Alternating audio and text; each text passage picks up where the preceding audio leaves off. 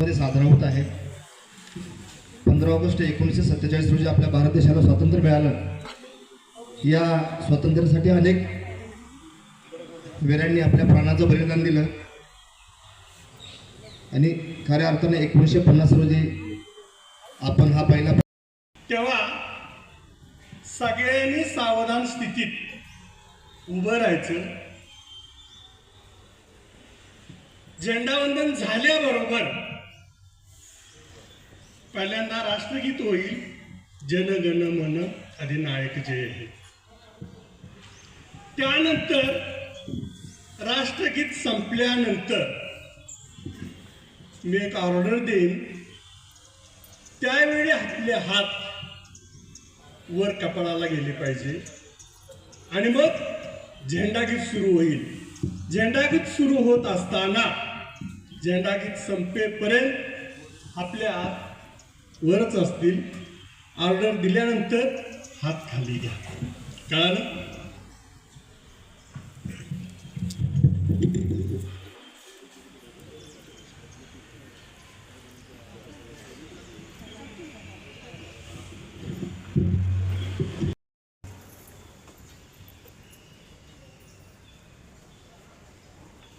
एक साथ संपूर्ण देशभरामध्ये आजच्या या दिनाचं महत्त्व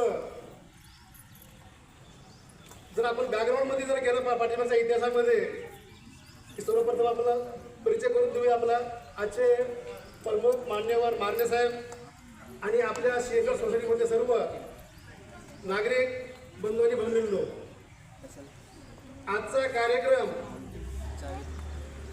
बहुसंख्य लोकांना आजही माहिती नाही की आज आहे काय. याच्यावर आपण समीक्षा करणं काळाची गरज आहे, चिंतन करणं काळाची गरज आहे.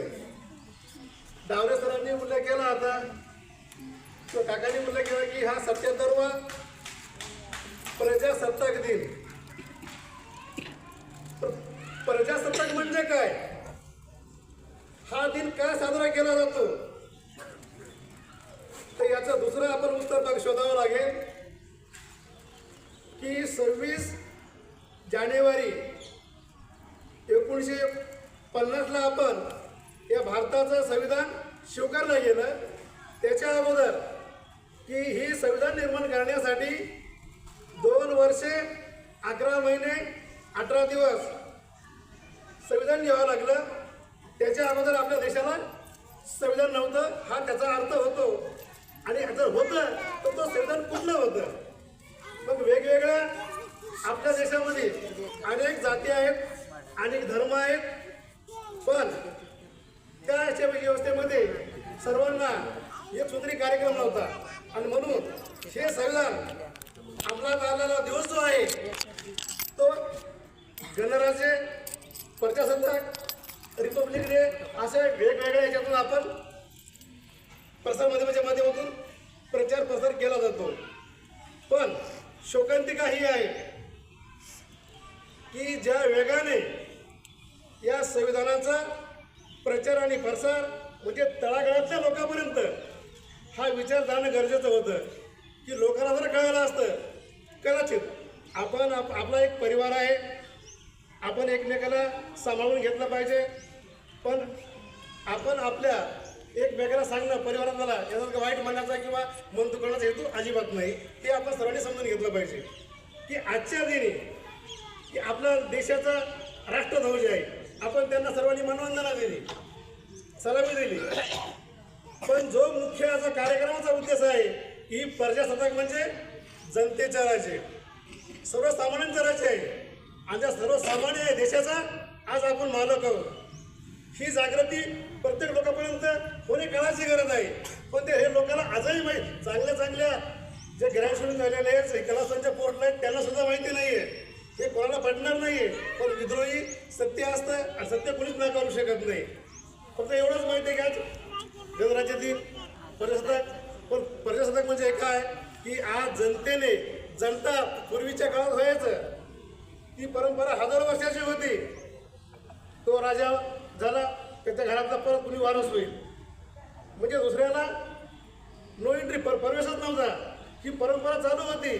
पण आता अशी 26 जानेवारी 1950ला संविधान लागू झालं आणि तेव्हापासून आपल्या सर्वांना मग तो झोपडीतला माणूस असेल की माडीतला माणूस असेल दोघांनाही मताचा अधिकार समान अधिकार आहे.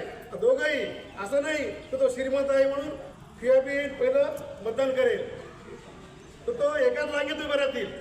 मग तो कुठल्याही धर्माचा असो कुठल्याही जातीचा असो, म्हणजे पहिली आपली ओळख की सगळ्यांना एका, जशी आपण ग्रामीण भागातल्या लोकांना माहिती असेल, शेती करत असते की त्यांना जशी आपण याची गव्हाची पेंडी म्हणा का ज्वारीची किती पेंडी बनतो का, तसा आपला देश हा संविधानाच्या माध्यमातून सर्वांना एक ओळख दिलेली आहे. आपण प्रथम भारतीय आहोत. आपल्या मानवाची ओळख ही आहे की प्रथम भारतीय अंतिम भारतीय. ही जाती व्यवस्था नष्ट केलेली आहे. एका ओळीमध्ये आपण प्रथम भारतीय अंतिम भारतीय. आता गरज आहे की हा प्रसार हा संविधान आज आपल्या देशामध्ये वेगवेगळ्या भाषेमध्ये, मराठी, इंग्रजी, ज्या काही भाषा आहेत, तेलुगू, कन्नडी अशा भाषेमध्ये साधन उपलब्ध आहेत. गरज आहे की आपला हा राष्ट्रीय ग्रंथ म्हणून प्रत्येक घराघरामध्ये ते असणं काळाची गरज आहे. का तर जोपर्यंत तुम्हाला संविधानानं हक्क काय दिले, अधिकार काय आहेत ते वाचणार नाहीत तोपर्यंत घडणार नाही. आणि म्हणून बघा, कुणी कधी बघितलं का की आपले प्रतिनिधी आज ही सोसायटीमध्ये आपण जे 19 मेंबर आहेत, आज महिलांना जागा आहे, इतर मागास प्रवर्ग आहे, अनुसूचित जमाती आहे, पण ही ताकद आहे संविधानाची सर्वसामान्यांना.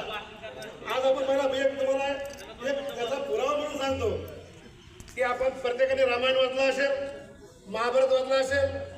रामायणामध्ये बघा एक ते द्रौपदीचा वस्त्रहरण झालेला आहे, ते मालिकेमध्ये पाहिलं असेल, आपण वाचलं बी असेल. पण आज एक आदिवासी समाजातील महिला, एसटी प्रवर्गातील महिला द्रौपदी आज भारताची महिला म्हणून राष्ट्रपती पदावर पोहोचलेली आहे. ही आहे संविधानाची ताकद. म्हणून आपण की संविधान हे प्रत्येक घराघरामध्ये प्रत्येक महिलांना, जर तुम्हाला नाही का अजूनही डीपमध्ये वाचायचं असेल महिलांसाठी काय, तर हिंदू पडबिल वाचा, तुमच्या लक्षात येऊन जाईल. म्हणून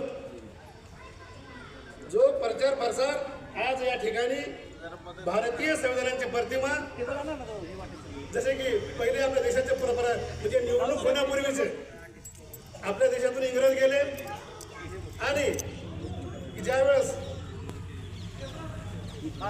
जवाहरलाल नेहरू राष्ट्रपती यांच्याकडे डॉक्टर बाबासाहेब आंबेडकर यांनी कदाचित पुढच्या वेळेस न काही आपण महामानवाची प्रतिमा लावाल आणि जास्तीत जास्त जागृत.